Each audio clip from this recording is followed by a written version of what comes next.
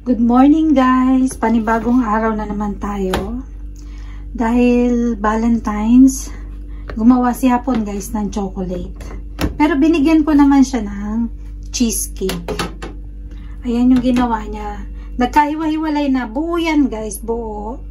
Ngayon nagkahiwa-hiwalay na siya kasi tumigas na. Ngayon, masarap siya guys, hindi ganun katamis yung chocolate na to. Yung coating niya, yan, yung powder, cocoa yan powder, cocoa powder. Medyo bitter yung lasa. Pero ito, yung loob na chocolate mismo, ano lang siya, okay yung lasa niya, hindi ganun katamis. Tikman natin. Sa totoo lang guys, ang dami ko nang nakain ito. Pero ito yung loob niya, kita nyo ba? Hindi siya matigas. Mukha lang siya matigas, pero hindi siya matigas.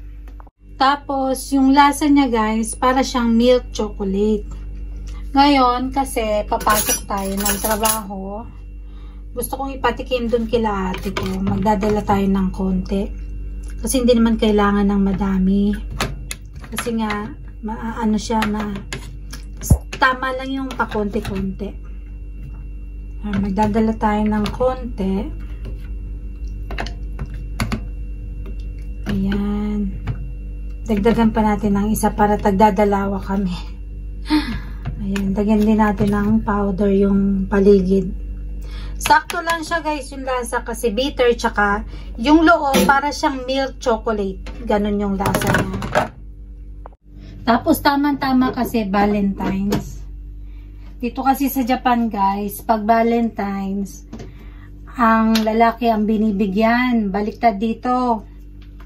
Yung babae magbibigay ng chocolate sa lalaki. Ngayon, pag yung lalaki maraming chocolate na natanggap, lahat ng nagbigay sa kanya. Pagdating naman ng March 14, yun naman yung sinasabi nilang White Day. Yun naman yung time na yung lalaki ang magbabalik ng mga binigay ng babae. Ngayon, kung maraming natanggap, ibigay niya rin lahat yung nagbigay sa kanya kasi nakakahiya. Dahil yun yung nakaugalian ng mga Hapon dito. Kapag binigyan ka, kailangan mong ibalik.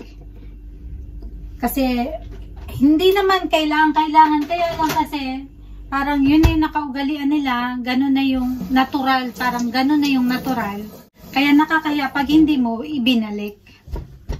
Kaya minsan yung iba, mas maganda na lang wag silang makatanggap ng chocolate. Kasi ang dami rin naman nilang babalikan, ang dami rin nilang bibigyan, di ba? Yan, magdadala tayo ng chocolate. Papatikin ko kala ate yung gawa ni Hapon. Sarap kasi. Ayan na guys. Anuhin ko na yung baon ko. Ayan o. Ito yung baon ko ngayon, ulam. Meatballs. Kasi, yung ulam namin ngayon ay nabe. Nagnabe kami guys. Na isda. May sabaw. Ngayon, napasarap kami ng kain, walang natira. Kaya ito na lang instant. Meron ganito. Tapos, yung kanin natin. Ngayon yung gulay, bali dun sa binababaan kong station, sa may trabaho ko, merong supermarket dun. Dun na lang ako bibili ng gulay para hindi purong karne. Simula nung dumating ako dito sa Japan guys, hindi pwedeng parang pag hindi ako nakakain ng gulay. Hanapin mo, sa totoo lang, parang kulang yung kinakain mo. Noong una, nung nasa Pilipinas ako, hindi ako mahilig sa mga hilaw na gulay guys, mga salad. Ngayon nahanap-hanapin mo na. Masarap kasi pag may gulay. Pagka purong karne lang, parang iba yung pakiramdam. Yan, eto na yung baonan natin. Lagyan na natin sa bag, tapos papasok na tayo. Dahil yung isa, tulog na. Pasok na tayo guys. Alis na tayo. Ay, ayan na guys. Ito na yung in-order namin tubig. Pasok ko lang ito sa clip. Pasok na. Hindi na. Oh my God.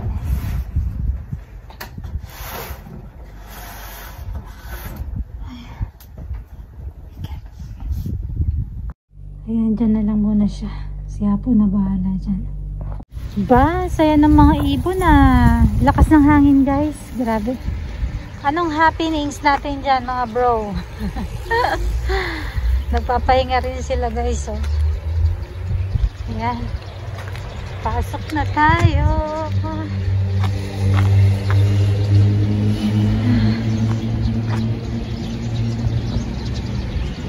Yan guys. Alin, ito. Okay lang te. Tapos na akong kumain. Nakalimutan ko na kayo. Ayan. Kainin na natin yung chocolate ni Hapon. Ang ganda ng ilaw dito. Parang ang ganda-ganda kong sa camera. Guys, tingnan nyo. Ang bilis talaga ng Japan. Kanina lang tanghali, wala pa to guys. Kasi wala pa rin dun sa kabila. Ano to, automatic na nagsasara pagka wala yung train. Kasi alam nyo na, di ba, kilala ang Japan sa pagtalon-talon. Kaya nilalagyan nila ng ganyan bawat station. Ngayon, kanina, wala pa yan, tanghali. Tapos pag uwi ko ngayon, alas 9 pa lang. Andyan na agad. Hanggang dun sa dulo, oh. Tapos na. Tapos bukas siguro ito gagawin nila to guys.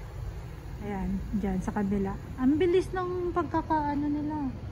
Pagkakagawa. Ah, naka-ready na kasi. Ayan o, yung block na yan. Yan, naka-ready na siya. Ayan o, parang ganyan. Tatayuan na lang. Dito muna tayo maghintay sa loob ng waiting area guys. Sa loob. Kasi dito may heater. Ayan o. Pakita ko sa inyo. Social dito guys. Ayan. May heater. Mainit dito. Malamig sa labas. Meron pa tayong 5 minutes para hintayin yung train. Eh, malamig maghintay sa labas. Kaya dito muna tayo sa loob. Yun lang yung kagandahan sa mga station ng Japan guys. Meron silang waiting area kapag taglamig na ganito. Itong aircon nila, yan. Kapag taglamig, nagiging heater yan. Double purpose yan. Kapag naman malamig, nagiging aircon yan. Automatic. Inaano lang nila, sineset lang nila. Settings, diba? Ganon din sa mga bahay guys sa Japan. Pagka malamig, heater siya. Kapag tag-init, aircon siya.